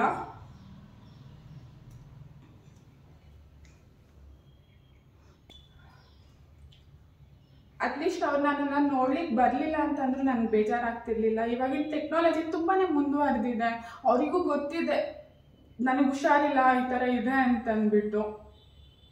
ಏನಾಯಿತು ಎತ್ತಾಯಿತು ಅಂತ ಅಟ್ಲೀಸ್ಟ್ ಒಂದು ಮೆಸೇಜ್ ಹಾಕ್ಬಿಟ್ಟಿದ್ರು ಸಾಕಾಗ್ತಿತ್ತು, ಎಲ್ಲೋ ಇದಿರ್ತಿತ್ತು. ಬಟ್ ನಾನು ನಿಜವಾಗ್ಲೂ ಯಾರಿಗಾದ್ರೂ ಏನಾದರೂ ಆಯಿತು ಅಂತಂದರೆ ದೇವರಾಣೆಗೂ ಸುಖದಲ್ಲಿ ಭಾಗಿಯಾಗ್ತೀನೋ ಇಲ್ವೋ ಗೊತ್ತಿಲ್ಲ ನಂಗೆ ನಿಜವಾಗ್ಲೂ. ಇದು ನಂದೊಂದು ಪಾಲಿಸಿ. ಯಾರ ಹತ್ರನೇ ಆಗಿರ್ಬೋದು, ಅವ್ರ ಒಂದು ಸುಖದಲ್ಲಿ ಭಾಗಿಯಾಗ್ತೀನೋ ಇಲ್ವೋ ನನಗೆ ಗೊತ್ತಿಲ್ಲ. ಯಾರೇ ಒಬ್ರು ಬಂದು ಒಂದು ಮದುವೆಗೆ ಹೇಳಿದ್ರು, ಒಂದು ಬರ್ತಡೆಗೆ ಹೇಳಿದ್ರು, ಒಂದು ಫಂಕ್ಷನ್ಗೆ ಹೇಳಿದ್ರು, ಖಂಡಿತವಾಗ್ಲೂ ನಾನು ಆ ಪಾರ್ಟಿಗಳನ್ನ ನಾನು ಅಟೆಂಡ್ ಮಾಡಲ್ಲ. ಅದೇ ಏನಾದರೂ ಅವ್ರಿಗೆ ಕಷ್ಟ ಅಂತಂದರೆ, ಅವ್ರು ಹೇಳಲಿಲ್ಲ ಅಂತಂದ್ರೆ ನಾನು ಹೋಗಿ ಅವ್ರ ಮನೆ ಬಾಗಿಲಲ್ಲಿ ನಿಂತಿರ್ತೀನಿ. ಅಂಥದ್ರಲ್ಲಿ ಅಂಥವ್ರೆ ನನಗೆ ಹೀಗೆ ಮಾಡಿಬಿಟ್ರಲ್ಲ, ಒಂದು ಮಾತು ಕೇಳಲಿಲ್ವಲ್ಲ, ಈ ಥರ ನಿಂತ್ಕೊಂಡ್ಬಿಟ್ರಲ್ಲ ಅನ್ನೋದೊಂದು ಬೇಜಾರಾಯಿತು. ಬಟ್ ಅವ್ರು ಮಾಡಲಿ ಅಂತ ನಾನು ಏನೂ ಎಕ್ಸ್ಪೆಕ್ಟೇಷನ್ ಇಟ್ಕೊಂಡು ಅಂತೂ ನಾನು ಖಂಡಿತವಾಗ್ಲೂ ನಾನು ಅವ್ರಿಗೆ ಮಾಡಿರಲಿಲ್ಲ. ಇವನ್ ನಾನು ಏನು ಕೂಡ ಮಾಡೂ ಇಲ್ಲ ಬಿಡಿ. ಯಾಕಂದರೆ ಏನಾರ ಹೇಳಲಿಕ್ಕೆ ಹೋದೆ ಅಂತಲೇ ಎತ್ತಾಡ್ತಾರೆ ಅಂತ ಅಂದ್ಬಿಡ್ತಾರೆ. ಆ ಥರ ಒಂದು ಇದರಲ್ಲಿ ನಾನು ಆಗಿರುವಂಥ ಅಂದರೆ ನಾನು ಅವ್ರ ಕಷ್ಟಗಳಿಗೆ ಆಗಿರುವಂಥ ಕೈಗಳು ಇದರಲ್ಲಿ ಆ ಒಂದು ಕೈಗಳು ನನಗಾಗಲಿಲ್ವಲ್ಲ ಅನ್ನೋದೊಂದು ಬೇಜಾರಾಯಿತು ಅಷ್ಟೇ ನನಗೆ. ಈ ಥರ ಅಟ್ಲೀಸ್ಟ್ ಅವರು ಬರಲಿಲ್ಲ ಅಂತಂದ್ರೂ ಪರವಾಗಿಲ್ಲ, ಅಟ್ಲೀಸ್ಟ್ ಫೋನಲ್ಲಿ ಹೇಗಿದೆ ಏನು ಅಂತ ಕೇಳೋದ್ರಲ್ಲಿ ಏನು ಕಳ್ಕೊಳ್ಳೋ ಅಂಥದ್ದು ಏನು ಇರಲಿಲ್ಲ ಅಲ್ವ ಅವರು. ಆ ಥರನಾದರೂ ಕೇಳ್ಬೋದಿತ್ತು. ಬಟ್ ಈ ಒಂದು ನನಗೆ ಈ ನೋವಲ್ಲಿ ನನಗೆ ಏನು ಪಾಠ ಕಲಿತಿದ್ದು ಅಂತಂದರೆ, ರಾಯರು ನನಗೆ ಏನು ಪಾಠ ಕಲಿಸಿದ್ದು ಅಂತಂದರೆ, ಎಂಡ್ ಆಫ್ ದಿ ಡೇ ನನ್ನ ಮನೆಯವ್ರು ಬಿಟ್ಟರೆ ಯಾರೂ ಬರಲ್ಲ ನಮ್ಮ ಕಷ್ಟಗಳಿಗಾಗಕ್ಕೆ, ನಮ್ಮ ನೋವುಗಳಿಗೆ ಸ್ಪಂದಿಸೋಕ್ಕೆ ಅಂತ ಅಂದ್ಬಿಟ್ಟು ಇದೊಂದು ಮೂಲಕ ನನ್ನನ್ನು ಅರ್ಥ ಮಾಡಿಸ್ಬಿಟ್ರು. ನಿಜವಾಗ್ಲೂ ನೀವು ನಂಬ್ತಿರೋ ಬಿಡ್ತೀರೋ, ಯಾರಿಗಾದ್ರೂ ಏನಾದರೂ ಆಗಿದೆ ಅಂತ ಜಸ್ಟ್ ಒಂದು ಫೋಟೋದಲ್ಲಿ ನೋಡಿಬಿಟ್ಟೆ ಅಂತಂದರೆ ನಾನು ಕೇಳ್ದೆ ಅವ್ರ ಮನೆ ಬಾಗಿಲಿಗೆ ಹೋಗಿ ನಿಂತ್ಕೊತಿದ್ದೆ. ಅದೇ ಥರನೇ ನನ್ನ ಮನೆಯಲ್ಲಿ ಇನ್ನು 3-4 ದಿನದಲ್ಲಿ ಒಬ್ಬ ಸಾಯೋವಂಥ ವ್ಯಕ್ತಿನ ಬಿಟ್ಬಿಟ್ಟು ನಾನು ಅವರ ಒಂದು ನೋವುಗಳಿಗೆ ನಾನು ಸ್ಪಂದಿಸಿದ್ದೀನಿ, ಅವರ ಒಂದು ಕಷ್ಟಗಳಿಗೆ ನಾನು ಹೋಗಿದ್ದೀನಿ. ಬಟ್ ಈ ಟೈಮಲ್ಲಿ ನನಗೆ ಈ ಥರ ಮಾಡಿಬಿಟ್ಟಲ್ಲ ಅನ್ನೋದೊಂದು ನನಗೆ ಬೇಜಾರಾಯಿತು. ಅಟ್ಲೀಸ್ಟ್ ಅವ್ರು ಬಂದು ನನ್ನ ನೋಡಿ, ನನ್ನ ಮನೆಗೆ ಬಂದು ನೋಡಿ ಏನೋ ಊಟ ಉಪಚಾರ ಮಾಡಲಿ ಅಂತ ನಾನು ಇದು ಮಾಡಲಿಲ್ಲ. ಏನಾಯಿತು ಎತ್ತಾಯಿತು ಅಂತ ಅಟ್ಲೀಸ್ಟ್ ಒಂದು ಫೋನಲ್ಲಾದರೂ ಕೇಳ್ಬೋದಿತ್ತು. ನನ್ನ ಮುಖ ನೋಡಲಿಕ್ಕೆ ಬರಲಿಲ್ಲ ಅಂತಂದ್ರೂ ಪರವಾಗಿಲ್ಲ, ಆ ಥರ ಒಂದು ಕೇಳ್ಬೋದಿತ್ತು. ಇವತ್ತು ನೀವು ನಂಬ್ತಿರೋ ಬಿಡ್ತಿರೋ, ಇವನ್ ನಮ್ಮ ಊರುಗಳಿಂದ ಯಾರಾದರೂ ಬಂದು ಬೆಂಗಳೂರಲ್ಲಿ ಹಾಸ್ಪಿಟಲಲ್ಲಿ ಅಡ್ಮಿಟ್ ಆದರು ಅಂತಂದರೆ ನಾನೇ ಹೇಳ್ತೀನಿ, ಊಟ ತಿಂಡಿಗೆ ಏನಾದರೂ ಬೇಕಿತ್ತು ಅಂತಂದರೆ ಹೇಳಿ ಅಂತಂದ್ಬಿಟ್ಟು ಎಷ್ಟೋ ಜನಕ್ಕೆ ನಾನು ಮಾಡಿ ಕಳಿಸಿದ್ದೀನಿ. ಬಟ್ ನಾವು ಆ ಥರ ಎಲ್ಲರಿಗೂ ಮಾಡಿರ್ತೀವಿ, ನಮ್ಗೆ ಯಾರೂ ಆಗಲ್ಲ ಗೊತ್ತಾ. ಆ ಒಂದು ಪರಿಸ್ಥಿತಿಗೆ ನಿಜವಾಗ್ಲೂ ನಾವೇ ಕಾರಣ. ಎಲ್ಲರಿಗೂ ಅಷ್ಟೇ, ಎಲ್ಲರೂ ನಂಬ್ಕೊಂಡು ನಾವು ಇರಬಾರ್ದು. ಬಟ್ ಈ ಒಂದು ತಿಳ್ಕೊಬೇಕು, ನಾವು ಯಾರಿಗೆ ಆಗಿರ್ತೀವಿ ಅವ್ರು ನಮ್ಗೆ ಆಗಲ್ಲ. ಬಟ್ ದೇವರು ಬೇರೆಯವ್ರು ಯಾರನ್ನಾದ್ರೂ ನಮ್ಮ ಕಷ್ಟಕ್ಕೆ ಸ್ಪಂದಿಸೋಕ್ಕೆ ನಮಗೆ ಕಳಿಸಿರ್ತಾರೆ. ಅದೇ ಥರ ನಿಮ್ಮ ಮನೋಹರ್ ಸರ್ ಅಂತ ಅಂದ್ಬಿಟ್ಟು ಅವ್ರು ಅದೇ ಹಾಸ್ಪಿಟಲಲ್ಲಿ ಕೆಲಸ ಮಾಡೋರು, ಅವರು ನನಗೆ ರೆಫರ್ ಮಾಡಿಬಿಟ್ಟು ಪಾಪ ಕಳ್ಸ್ಕೊಟ್ಟಿದ್ರು. ನಾವು ಯಾರಿಗಾಗಿರ್ತೀವಿ ಅವ್ರು ನಮ್ಗೆ ಆಗಲ್ಲ, ಯಾರಾದರೂ ದೇವ್ರ ಮೂಲಕ ಬೇರೆಯವ್ರು ಯಾರಾದರೂ ಬರ್ತಾರೆ ಅನ್ನೋದು ನಿಜವಾಗ್ಲೂ ನನ್ನ ಜೀವನದಲ್ಲಿ ನಡೆದಂಥದ್ದು ಇದೊಂದೇ ಸಾಕ್ಷಿ. ಇದರಿಂದ ನಾನು ಕಲ್ತಿದ್ದು ಒಂದೇ, ನಾವು ಯಾರ್ಯಾರಿಗೆ ಆಗಿರ್ತೀವೋ ಅವರೆಲ್ಲ ನಮಗೆ ಆಗ್ತಾರೆ ಅನ್ನೋದಂತೂ ಶುದ್ಧ ಸುಳ್ಳು. ಶುದ್ಧ ಅಂದರೆ ಶುದ್ಧ ಸುಳ್ಳು. ಬೇರೆ ಯಾರೋ ಬಿಡಿ ಅನ್ನೋನ್ ಪರ್ಸನ್ನು ಹಾಗೆ ಹೀಗೆ ಅನ್ನೋದಿತ್ತು ಅಂತಂದರೆ ಪರವಾಗಿಲ್ಲ. ತೀರಾ ಹತ್ರದವರೇ ಈ ಥರ ಮಾಡಿಬಿಟ್ರು ಅಂತಂದರೆ ನಿಜವಾಗ್ಲೂ ನಾನು ಈ ಒಂದು ಟೈಮ್ನಲ್ಲಿ ಎಷ್ಟು ನೋವು ಅನುಭವಿಸಿದ್ದೀನಿ ಅನ್ನೋದು ನನಗೆ ಗೊತ್ತು. ಒಂದು ಕಡೆ ದೈಹಿಕವಾಗಿ ನೋವು ಅನುಭವಿಸ್ತಾ ಇದ್ದೀನಿ, ಇನ್ನೊಂದು ಕಡೆ ಮಾನಸಿಕವಾಗಿ ತುಂಬ ಅಂದರೆ ತುಂಬಾ ನೋವು ಅನುಭವಿಸ್ಬಿಟ್ಟಿದ್ದೀನಿ. ಬಟ್ ಇದೆಲ್ಲದಕ್ಕೂ ಮೀರಿ ನನ್ನನ್ನು ರಾಯರು ಎಲ್ಲನೂ ಅನುಭವಿಸಿ ನಿಂತಾಗಲೇ ನೀನು ಗಟ್ಟಿ ಆಗೋದು ಅಂತ ಅಂದ್ಬಿಟ್ಟು ನನ್ನನ್ನು ನಿಜವಾಗ್ಲೂ ಒಂಥರ ಗಟ್ಟಿ ಮಾಡಿಬಿಟ್ಟಿದ್ದಾರೆ. ನನ್ನನ್ನು ಏನೇ ಆದರೂ ಫೇಸ್ ಮಾಡೋವಂಥ ಶಕ್ತಿ ಕೊಟ್ಬಿಟ್ಟಿದ್ದಾರೆ. ಇವತ್ತಿಗೆ ಏನೇ ಆದರೂ ಯಾರಿಲ್ಲ ಅಂತಂದರೆ ಏನು 4 ದಿನ ಜೀವನ ಮಾಡಲೇಬೇಕು, 4 ದಿನ ಬದುಕಲೇಬೇಕು. ಅಟ್ಲೀಸ್ಟ್ ನಮ್ಮ ಮನೆಯವ್ರಿಗೋಸ್ಕರ ಆದ್ರೂ ನಾವು ಬದುಕಲೇಬೇಕು ಅನ್ನೋ ಒಂದು ಪಾಠನ ನನಗೆ ಕಲಿಸ್ಕೊಟ್ಬಿಟ್ರು. ಎಷ್ಟೋ ಸರಿ ನನ್ನ ಅಮ್ಮನ ಕೈಲಾಗಲ್ಲ, ನನ್ನ ಮನೇಲಿರೋರ ಕೈಲಾಗಲ್ಲ, ಮಾಡ್ಕೊಂಡು ತಿನ್ನೋಕ್ಕಾಗ್ದಿರ ಇರೋವಂಥ ಟೈಮ್ನಲ್ಲೂ ಕೂಡ ನಾನು ಇದು ಮಾಡಿದ್ದೀನಿ, ಬೇರೆಯವ್ರ ಕಷ್ಟಗಳಿಗೆ ಸ್ಪಂದಿಸಿದ್ದೀನಿ. ಬಟ್ ಈ ಥರ ಒಂದು ನನ್ನ ಜೀವನದಲ್ಲಿ ನಾನೇನು ಅಂದ್ಕೊಂಡಿದ್ದೆ ಅಂತಂದರೆ, ನಮ್ಮ ಮನೇಲಿ ದೊಡ್ಡವ್ರು ಹೇಳ್ತಾ ಇರ್ತಾರೆ, ನಮ್ಮ ಅಜ್ಜಿ ಆಗಿರ್ಬೋದು, ನಮ್ಮ ಅಮ್ಮ ಆಗಿರ್ಬೋದು, ನಾನು ಬೈತೀನಿ ಅವ್ರು ಯಾರಾದರೂ ಅವ್ರು ಯಾರಿಗಾದರೂ ಮಾಡ್ಲಿಕ್ಕೆ ಹೋದಾಗ, ಏನು ನೀನು ಅವ್ರು ಬೇಕಾದವ್ರು ಅವ್ರು ಮಾಡ್ಕೊತಾರೆ, ಅವ್ರ ಫ್ಯಾಮಿಲಿ ಇಲ್ವಾ, ಅದಿಲ್ವಾ ಇದಿಲ್ವಾ ಅಂತ ಅಂದ್ಬಿಟ್ಟು ಆ ಥರ ಅಂದಾಗ ಹೇಳ್ತಾರೆ, ನಾವು ಯಾರಿಗಾದ್ರೂ ಆದರೆ ನಾಳೆ ದಿನ ನನ್ನ ಮಕ್ಕಳಿಗೆ ಅದೆಲ್ಲಾದ್ರೂ ಕಾಯುತ್ತೆ ಅಂತ ಅಂದ್ಬಿಟ್ಟು ಹೇಳ್ತಾ ಇರ್ತಾರೆ. ಆ ಥರ ನೋಡೋಕೆ ಹೋದರೆ ನಿಜವಾಗ್ಲೂ ಇಲ್ಲ, ಭಗವಂತ ಒಬ್ಬನೇ ಕಾಯೋದು, ಯಾವುದಾದ್ರೂ ರೂಪದಲ್ಲಿ ಭಗವಂತ ಒಬ್ಬನೇ ನಮ್ಮನ್ನು ಕಾಯೋದು. ಅದು ಬಿಟ್ಟರೆ ಯಾರೂ ನಾವು ಮಾಡಿದವ್ರು ಮಾಡ್ತಾರೆ ರಿಟರ್ನ್ ಅನ್ನೋದು ಎಕ್ಸ್ಪೆಕ್ಟೇಷನ್ ಇಟ್ಕೊಂಡು ಜೀವನನೂ ಮಾಡಬಾರ್ದು, ಆ ಒಂದು ಭ್ರಮೆನಲ್ಲೇ ಬದುಕಬಾರ್ದು ಅನ್ನೋದೊಂದು ನಾನು ಇದರಲ್ಲಿ ನನಗೆ ಕಲ್ತಿರೋ ಪಾಠ. ಬಟ್ ರಾಯರು ನನಗೆ ಇದೆಲ್ಲದಕ್ಕೂ ಮೀರಿದ್ದು ನನಗೆ ಆ ಒಂದು ರಿಪೋರ್ಟ್ ನಿಜವಾಗ್ಲೂ ಕಣ್ಣೆದ್ರಿಗಿದೆ. ಯಾರಾದರೂ ಬೇಕಿದ್ರೆ ನಂಬಿಲ್ಲ ಅಂತಂದರೆ ನಾನು ಆನ್ ಸ್ಪಾಟ್ ನಿಮಗೆ ನಾನು ಆ ರಿಪೋರ್ಟ್ ನನ್ನ ಕಣ್ಣೆದ್ರಿಗೆ ನಾನು ತೋರಿಸ್ತೀನಿ. ಆ ಒಂದು ಹಾಸ್ಪಿಟಲ್ಗಳಲ್ಲಿ ನಾನು ತೋರಿಸಿದಾಗ ಆ ಪ್ರಾಬ್ಲಮ್ ಇದೆ ಅಂತ ಬಂದಿದ್ದ ರಿಪೋರ್ಟು ನಾನು ನಿನ್ನೆ ಮಂಡೆ ಬೇರೆ ಹಾಸ್ಪಿಟಲ್ಗೆ ಹೋಗಿ ತೋರಿಸಿದಾಗ ಏನೂ ಪ್ರಾಬ್ಲಮ್ ಇಲ್ಲ ಅಂತ ಬಂದಿದೆ. ಬಟ್ ನಾನು ಇನ್ನೂ ಆ ಪೇಯ್ನ ಅನುಭವಿಸ್ತಾ ಇದ್ದೀನಿ. ಯಾಕೆ ಬರ್ತಿದೆ ಆ ಪೇಯ್ನ್ ನನಗೆ ಅನ್ನೋದು ಗೊತ್ತಾಗ್ತಿಲ್ಲ. ನೋಡೋಣ, ಲೇಟರ್ ಆನ್ ಅದು ನನಗೆ ರಾಯರ ಮೂಲಕನೇ ಅದು ಕಮ್ಮಿ ಆಗಬೇಕು ಅಂತ ಅನ್ಕೊತೀನಿ ನಾನು. ಬಟ್ ಆ ಒಂದು ಮಿರಾಕಲ್ನ ನಿಜವಾಗ್ಲೂ ಈ ಥರ ನಾನು ಒಂದು ಸಿಚುವೇಶನ್ಗಳಲ್ಲಿ ನಾನು ಹೇಳ್ತಾ ಇದ್ದೆ, ಈ ಥರ ಇರುತ್ತಲ್ವ ರಿಪೋರ್ಟು, ಈ ಥರ ಏನಾದರೂ ಈ ಕಾಯಿಲೆ ಇದೆ ಅಂತ ಬಂದಿರೋವಂಥವ್ರಿಗೆ ಈ ಥರ ಇರುತ್ತಲ್ವ ರಿಪೋರ್ಟು, ಈ ಥರ ಉಲ್ಟಾ ಆಗ್ಬಿಟ್ರೆ ಏನಿರುತ್ತೆ, ಏನು ಇಲ್ಲವೇ ಇಲ್ಲ ಅಂತ ಬಂದುಬಿಟ್ರೆ ಹೇಗಿರುತ್ತೆ ಅಂತ ಅಂದ್ಬಿಟ್ಟು ಎಷ್ಟೋ ಒಂದು ಸಿಚುವೇಶನ್ಗಳಲ್ಲಿ ನಾನು ಹೇಳಿದ್ದೀನಿ. ಬಟ್ ಆ ಒಂದು ಇನ್ಸಿಡೆಂಟು ಅದು ನನ್ನ ಒಂದು ಇದರಲ್ಲೇ ನಡೆಯುತ್ತೆ ಅಂತ ನಾನು ನಿಜವಾಗ್ಲೂ ಅಂದ್ಕೊಂಡಿರಲಿಲ್ಲ.